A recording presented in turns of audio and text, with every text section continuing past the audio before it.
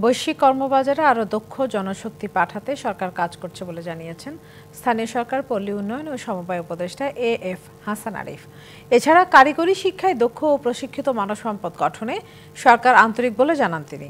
দুপুরে রাজধানী কাকরাইলে diploma engineers ইনস্টিটিউশনের প্রতিষ্ঠাবার্ষিকী ও গণপ্রকৌশল দিবসের কর্মসূচি উদ্বোধন করে এসব কথা বলেন তিনি। অনুষ্ঠানে বৈষম্য বিরোধী আন্দোলনে নিহত ডিপ্লোমা ইঞ্জিনিয়ার ও ইঞ্জিনিয়ারিং শিক্ষার্থীদের ৯টি পরিবারকে অর্থ ও সম্মাননা দেওয়া হয়। পরে বর্ণাঢ্য শোভাযাত্রায় অংশ নেন আইডিইবির সদস্য, প্রকৌশলী ও শিক্ষার্থীরা। আমাদের যে মানব সম্পদ বিদেশের যে গমন করেন তাদের অধিকাংশ আনস্কিল, কিন্তু সেখানে আমরা যারা কারিগরি শিক্ষার সঙ্গে সম্পৃক্ত আছেন, আপনাদের যদি একটা সুযোগ সেখানে খুঁজে দেওয়া হয়, সেটি জাতীয় পর্যায়ে বাংলাদেশের একটি উন্নতি এবং উন্নয়নের একটা বিষয়।